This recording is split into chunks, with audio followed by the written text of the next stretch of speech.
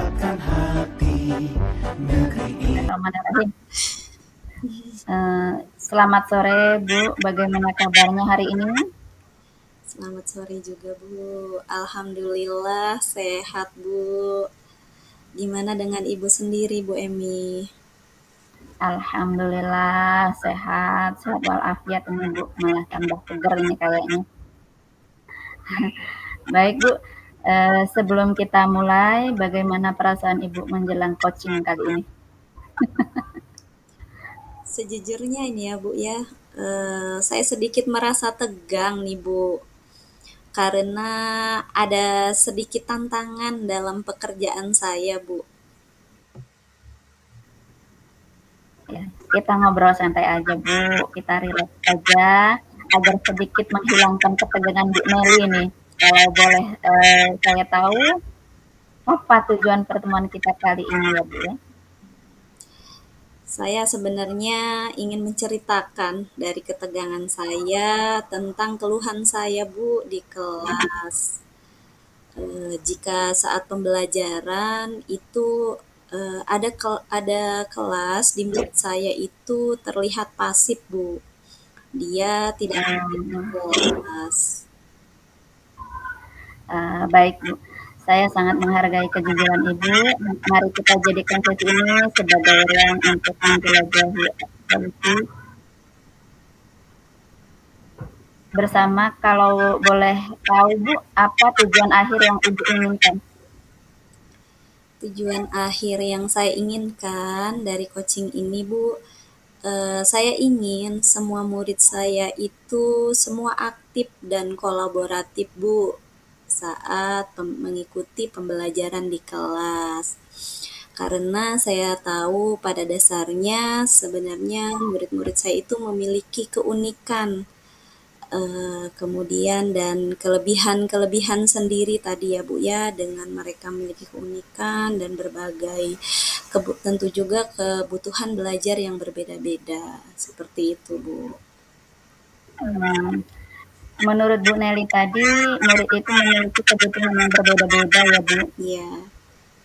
Menurut Bu Nelly, kebutuhan apa yang belum terpenuhi sehingga anak menjadi pasif? Bisa jadi Bu, ada beberapa kebutuhan yang mungkin belum terpenuhi Bu. Di antaranya mungkin anak tersebut merasa kurang diterima atau mungkin kurang diperhatikan, seperti itu Bu. Bagaimana perasaan Bu Nelly saat melihat anak murid yang pasif di kelas?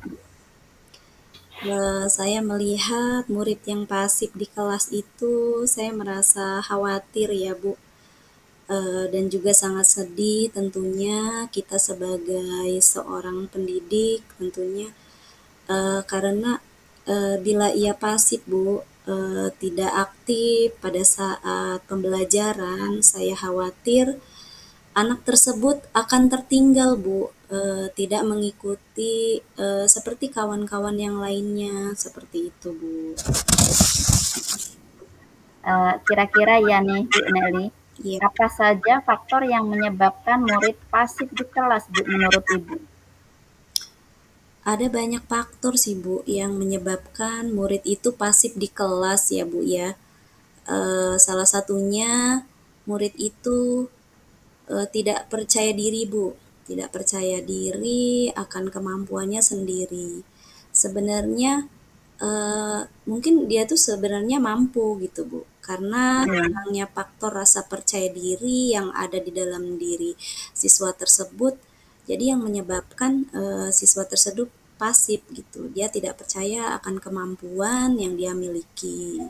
Kemudian faktor lain juga kemungkinan dia tidak tertarik Bu terhadap pelajaran yang dia ikuti pada saat itu, seperti itu Bu. Biasanya kalau kita atau si anak itu sudah tidak suka Bu pada pelajaran, biasanya dia susah untuk menyesuaikan dan susah juga untuk nyambung gitu loh Bu. Karena di awal dia sudah saya tidak suka, contoh saja misalnya tidak suka matematika. otomatis pada saat pembelajaran matematika, si anak tersebut tidak akan aktif gitu loh Bu. Jadi dia ya mengikuti, tetapi tidak berperan secara penuh di situ gitu loh Bu. Mhm. Jadi dia ya hanya diam gitu. Itu yang tadi kekhawatiran saya yang saya sebutkan tadi Bu. Iya, ya. Selain itu, apakah Ibu sudah pernah mencoba berkomunikasi dengan orang tua murid, Bu? Bagaimana kondisi belajar murid di rumah begitu? Sudah Bu, saya sudah berkoordinasi dengan orang tua wali murid. Informasi yang saya dapatkan bahwa si anak memang seringkali tidak suka belajar. Jadi emang si anak tersebut daya tarik untuk belajarnya tuh kurang seperti itu Bu. Jadi tidak ada ketertarikannya sendiri.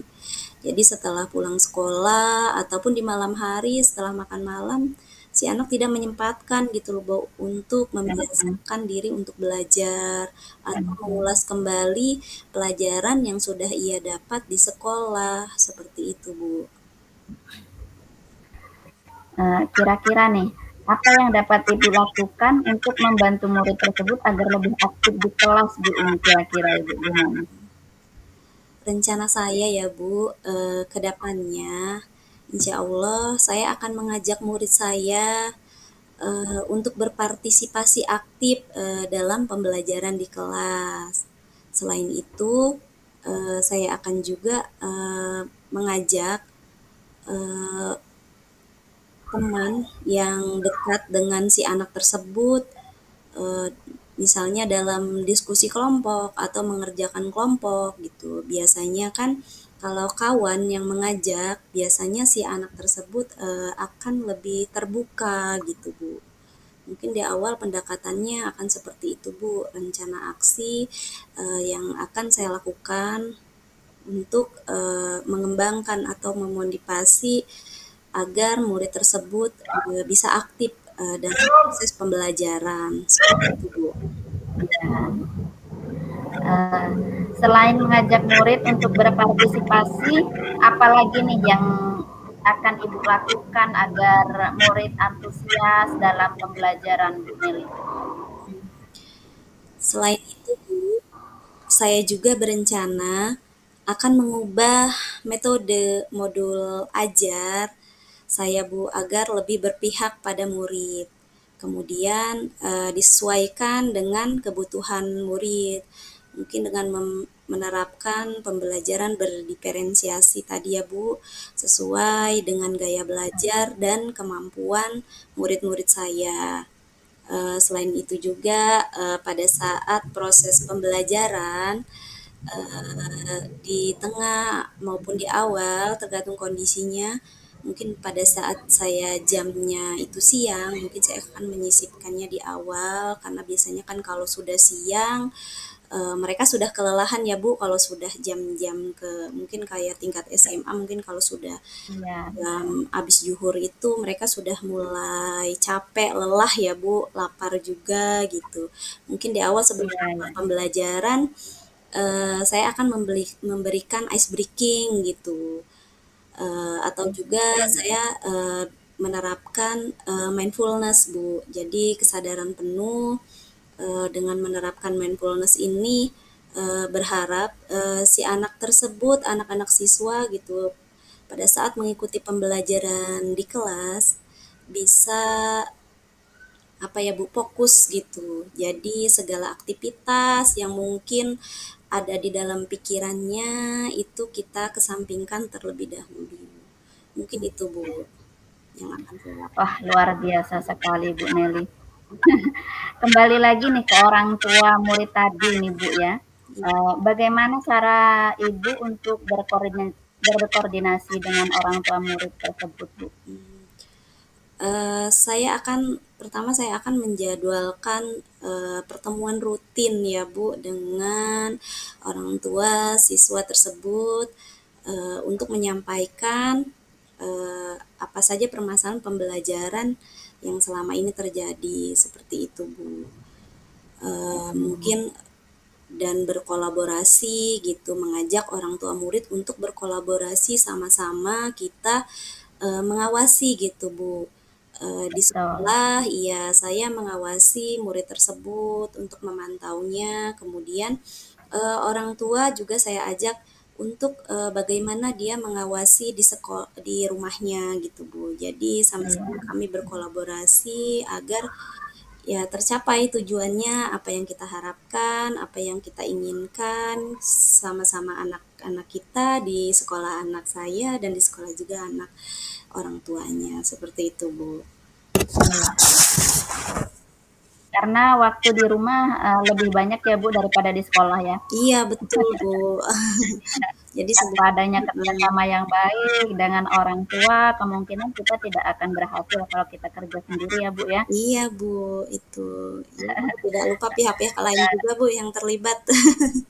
Iya, betul sekali. Bisa melibatkan pihak-pihak lain seperti melibatkan mungkin dari orang tua, komite, kemudian pihak-pihak terkait. Contohnya mungkin kalau di situ ada eh, Babinsa atau siapa untuk mengadakan pelatihan-pelatihan sedikit ya di dalam sekolah tersebut ya untuk menambah wawasan mereka ya Bu ya. Iya, Bu.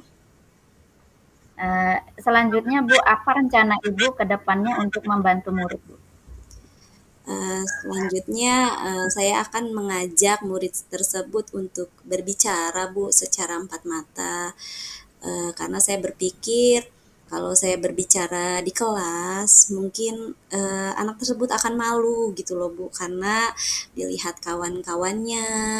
Kemudian takutnya dia malah tambah merasa didiskriminasi atau merasa apa ya Bu, dijelek-jelekan seperti itu Bu. Mungkin dengan saya cari waktu yang tepat, mengajak si anak tersebut untuk mengobrol berdua, berbincang-bincang tentang masalah apa yang dialami si siswa tersebut. Semoga si siswa tersebut bisa lebih terbuka gitu dan sama-sama bisa mencari solusi dari apa yang apa ya, maksudnya yang masalah dia gitu loh Bu. Jadi sama-sama cari solusi yang terbaik untuk kepentingan bersama seperti itu Iya. Bu. Memang ya Bu, kita kalau menghadapi, apalagi terutama menghadapi murid ya, kita harus benar-benar mengambil langkah yang tepat agar tidak menggores perasaan terutama anak-anak ya Bu ya. Bu, ya. Iya, Bu. kita Takut harus salah harus tepat tadi Bu. waktu saat memanggilnya, ya Iya kemudian Bu. suasana hati kita juga harus dalam keadaan rileks dan santai supaya tidak terbawa suasana ya Bu ya. Iya Bu, seperti itu. Memang luar biasa sekali perjuangan kita Bu. Iya Bu. Mudah-mudahan bisa melewatinya ya Bu ya. Iya, iya. Nah, Takut kan selanjutnya Bu, kapan rencana tersebut dimulai Bu? rencananya Bu, saya akan menjalankannya mulai minggu depan Bu.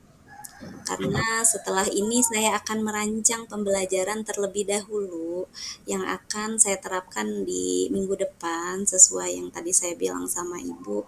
Saya akan mencoba pembelajaran berdiferensiasi sesuai dengan berpihak kepada murid, sesuai dengan kebutuhan siswa masing-masing, dengan saya mengubah metode gaya belajar saya mungkin bisa membantu siswa-siswa saya untuk aktif dan kolaboratif dalam mengikuti pembelajaran saya seperti itu Bu.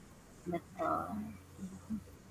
Ya, memang pertama ya kayak kita ini sebagai guru ya langkah pertama kita yaitu membenahi diri kita sendiri ya Bu.